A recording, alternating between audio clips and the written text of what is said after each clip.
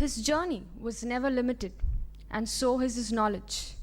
Having completed his MTech in Chemical Plant Engineering, Dr. M.J. Xavier obtained his doctorate in management from Indian Institute of Management, Calcutta. He was the founding director of IIM Ranchi and has more than 25 years of experience in teaching, research, and consultancies. His experience includes teaching at XLRI Jamshedpur, IIM Bangalore, IFMR Chennai, and Great Lakes of Management Chennai. Currently, he serves as the Executive Director at VIT Business School. I request Dr. M.J. Xavier to deliver the keynote address.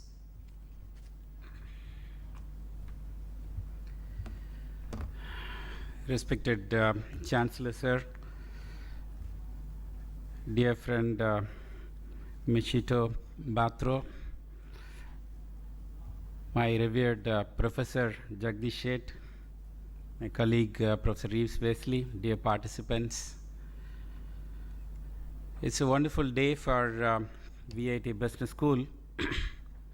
We could get such a galaxy of dignitaries here, and this is going to be followed by again a galaxy of top ranking CEOs from the industry addressing us. Of course, it will be, the conclusion will be the awards function, where we have received a fairly good amount of nominations. It was not easy to decide on the winners, so you will see the winners and their short case studies.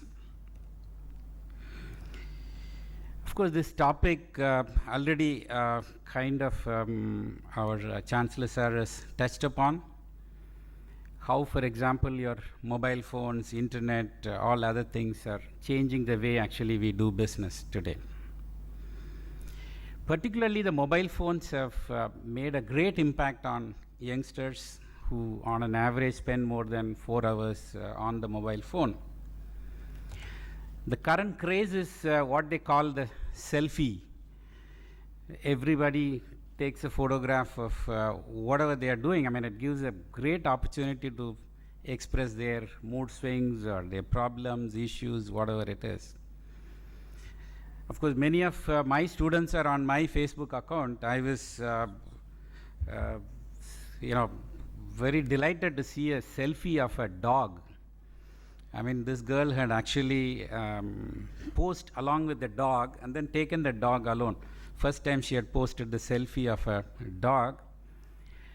And it goes on and on. Somebody, who wants to commit suicide also, takes a selfie and puts it. One IT girl cut her fingers and, veins, and then took a video and posted it on the Facebook.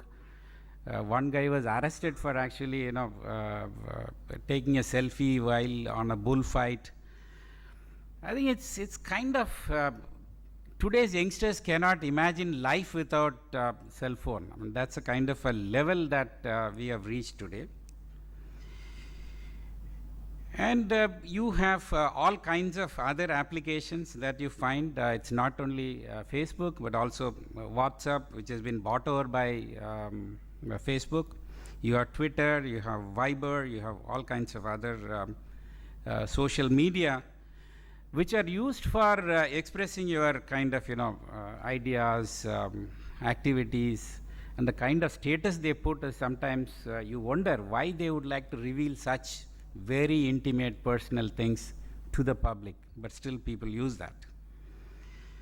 Now, cell phone has also empowered women. I mean, that's an interesting part of the entire thing, because even right today, I live right across in Kodambakkam. From Kodambakkam to here, before I could reach, I get a call from my wife, have you crossed Kattipara Junction?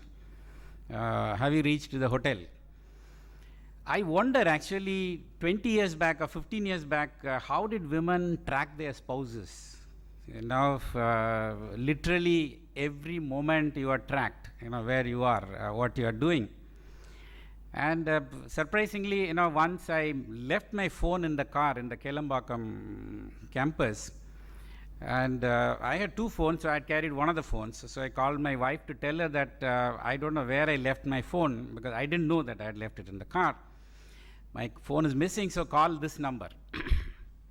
Now, after about 20 minutes, she calls me and says that your phone is showing the tower Kelambakam, so your phone must be somewhere in the car only, go and look for it. I was shocked. I said, how did you know? No, it's an iPhone, so iPhone to iPhone, I can track where you are. So now I cannot go somewhere and then tell her that, I am in office, I am in this or that, because with the iPhone she is able to track exactly where I am. This is the kind of, development. It is empowered, yes, it is helpful. And, another interesting aspect is sometimes, I used to leave my iPad at home. She started just playing around with that. We never taught her anything. Intuitively, she has learned. She has learned to browse the Facebook, read the news, look at everything. So that's the kind of a population you have, irrespective of age. Anybody could get into a, mobile phone and then use it for news, use it for views, whatever it is. Now, in this kind of a scenario, if a marketer is going to leave out this important media, he is going to be in trouble. In fact, 1994, I organized the first e-commerce program in the whole country, actually, along with Professor Sadagopan, who is in Bangalore now, at IIM Bangalore. Those days, we talked about internet as another communication channel. That's how we started it. But from there, we have come a long way. Today, basically, people use mobiles, people use net for everything and everything. So you just cannot ignore this. In fact, today the technology has developed so much that, for example, they use back-end analytics to track your purchase behavior and exactly target you, and then give you advice on what you should buy, how you should buy, and so on and so forth. Now, there is a term called remarketing. Basically, what it means is that if you go to your website and then look for some products, and you don't buy it and then come out of that, a little later, for example, whichever website you browse, you will find the advertisement for that product. Now, this happens always. You can check it out if you try for booking a ticket on any of the travel sites, and you look for train fare, airfare from Chennai to Delhi. And next day you open the computer and then you will find that airfare from Chennai to Delhi slashed, visit us. So if you click on that, it will take you there.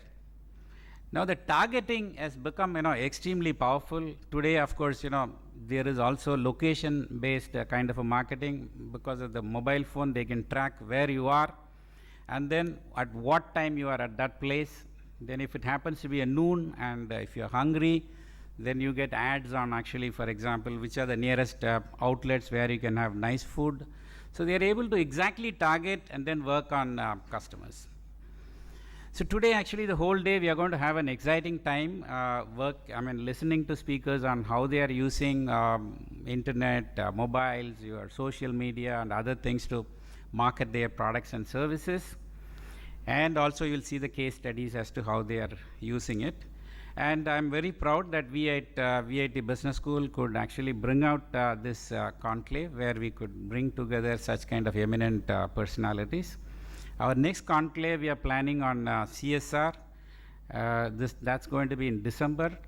And then subsequent to that, we are planning a conclave on business analytics. These are the kind of key areas where we are interested in working. I hope you will all really be part of our other initiatives also. Thanks a lot for coming in large numbers, and hope to see you till the end of the program. Thank you very much.